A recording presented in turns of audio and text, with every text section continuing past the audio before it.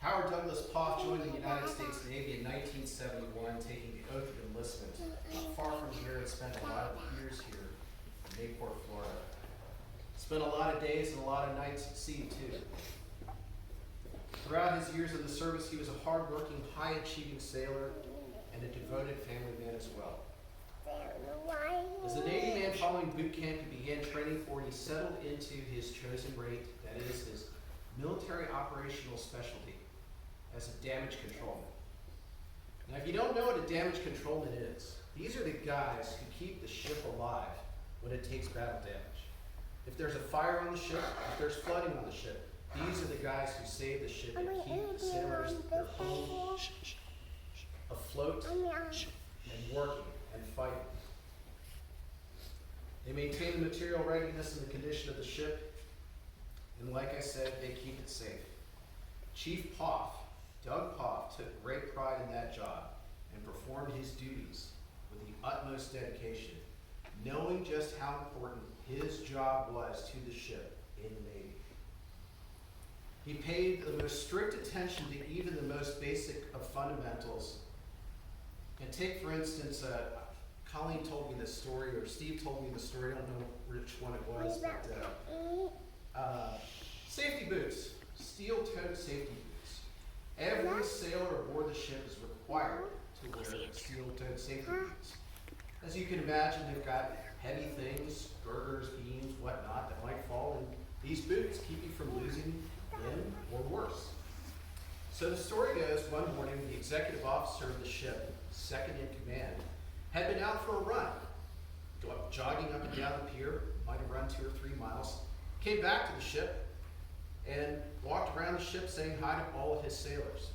He made the mistake of walking into Chief Poff's office, Damage Control Central, still wearing just his running gear and his running shoes. The good chief, upon seeing the XO enter the space with running shoes on, took a humongous wrench and lobbed it at the XO, and it clanged on the deck with a heavy clatter right next to his feet. He looked the XO squarely in the eye and said, "XO, you know better. Do not enter DC Central without steel-toed shoes." Was he being disrespectful? Was he being a hard ass? Probably. To the untrained eye, but his actions here were a not so subtle reminder to his belief that no person, regardless of rank or place in the office, were above following the laws and regulations that govern their organization. He upheld the laws and regulations and taught others to do so by his example. Chief Doug worked hard during his years, and his achievements piled up quickly early on. In less than 10 years in, he had advanced to first-class petty officer and had passed the rating exam for chief, needing only more time at sea to meet the final requirements for his advancement to chief. He finally traded his blue dungarees and his sailor chevrons for chief's khakis and anchors in 1982. He said that his initiation and his pinning ceremony were some of his most treasured memories. So impressed were the chiefs at Doug's command who conducted his training and initiation that during the pinning ceremony, they made his father an honorary chief, which made Doug doubly proud of joining his prestigious chief's mess. He was the first damage control chief aboard the guided missile frigate USS Flatwing to earn his enlisted surface warfare specialist designation. Very prestigious and quite an accomplishment, ironically, for someone responsible for fixing the ship during a fight. He was a plank owner, meaning one of the original crew members, on the submarine rescue ship USS Ortolan and on the guided missile frigate USS Flatwing. He served in peacetime training the sailors, but he served in wartime too during times of conflict, during the United States Navy's engagements with the Libyan military forces and during Desert Storm. He earned numerous medals, commendations, gold stripes for his honorable service during his time, 5 good conduct medals. This was a man who did it right each and every single day that he put on the uniform until he retired in 1991. And his record certainly reflects that. Somewhere along the way, he became a family man too. And his wife Kathy married her, started a family, has 2 wonderful children, Steve and Colleen. Grandchildren. as being a wonderful father and by the book, a great example, but a hard man at the same time. I imagine that he led and supervised his house well, like a damage control in Chief Petty Officer. He drilled his kids in their studies, watched over them doing chores. There were fire drills in the house. I imagine he had a clipboard and a stopwatch and would critique the performance of everybody getting out of the house. Maybe walking off one of the exits and they would say, okay, not so good, let's run it again. He would not let his children drive until they could change the tires and the oil in the car. I'm told that Colleen had to change the tires 10 times before she was allowed to drive. But the standards that he set and the discipline he provided were things that would serve Colleen and Steve in the coming years. To his kids, he was a hero. Colleen says that she loved the sailor, that the chief that her dad was. Her grade school teachers could tell by her demeanor at school when her father was out at sea or had been deployed. And Colleen jokes that you can tell looking at her school pictures what year he was deployed. Smiles abounded in the pictures the years he was home, but gave way to frowns and sad eyes the times that he was away. She recalled having a fight at 7 years old with one of her playmates on the school playground. And they were fighting about whose dad was better. Her classmate, they went back and forth, and the classmate says, well, my dad's home all the time. Colleen says, well, my dad is a sailor and a hero. Her son Steve remembers the operational side of his father's work. He told me that he was ordered to meet his newest ship at one point, USS Gale, a guided missile cruiser that was already away at sea. And most sailors, when they're ordered to a ship at sea, go to the airport, fly overseas, get flown out to the ship, or meet the ship in port. But Doug was picked up in a government car, and as the car pulled up, an official got out and handed Doug a briefcase, and then handcuffed that briefcase to him. And Steve couldn't help but wonder what great secret or highly important item the Navy had entrusted to his father's care. And that his father must be a big to-do to be carrying such a briefcase out to the ship. Steve also had the opportunity to join his father on a Tiger cruise, a really special time near the end of the ship's deployment, where family members are allowed to ride the ship on its final week before it returns home to port from deployment.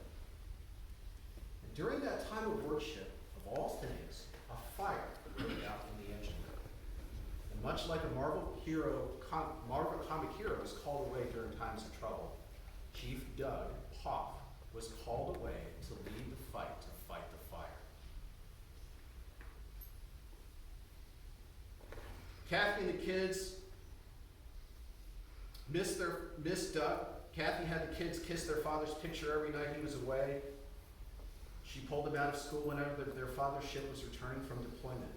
And she insisted that the kids were the first to greet him when he came off the ship. And those moments are some of Colleen and Steve's most cherished memories.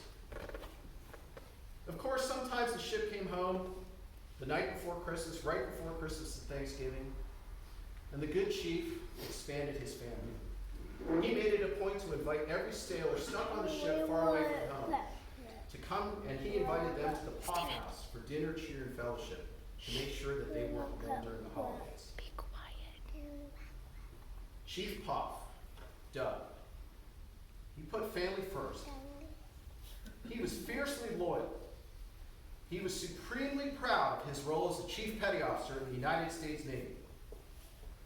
He was more proud of being a father. Proud he was, but he was humble and unassuming at the same time.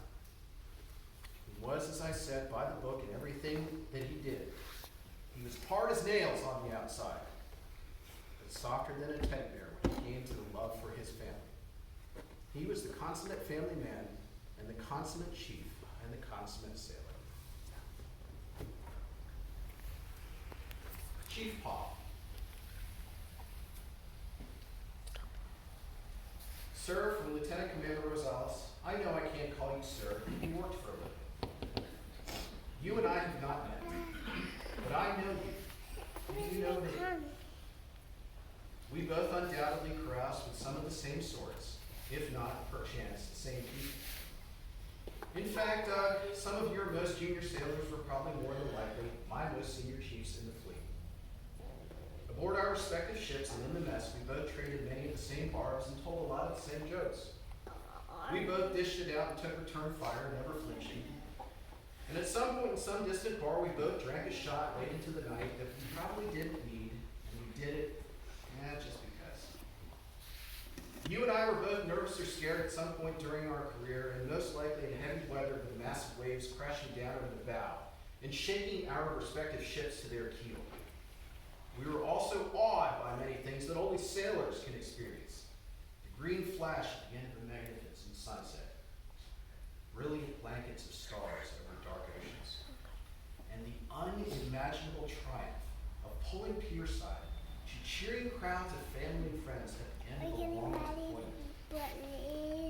You and I and all sailors share that camaraderie and brotherhood that does not require a face-to-face meeting or handshake. It's just there. An unbreakable bond forged through years of doing the hard jobs away from loved ones, standing the watch and fighting the good fight.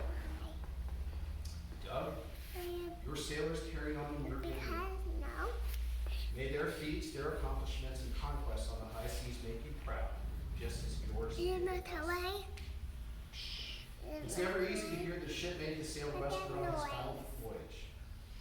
Chief, until I can join you for a game of pinochle or euchre or a round of cheer at that great Chief's Club in the sky, can you do us a favor?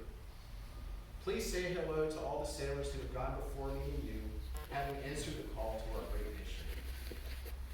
Tell them we're doing okay down here. Not great, but okay. And tell them that we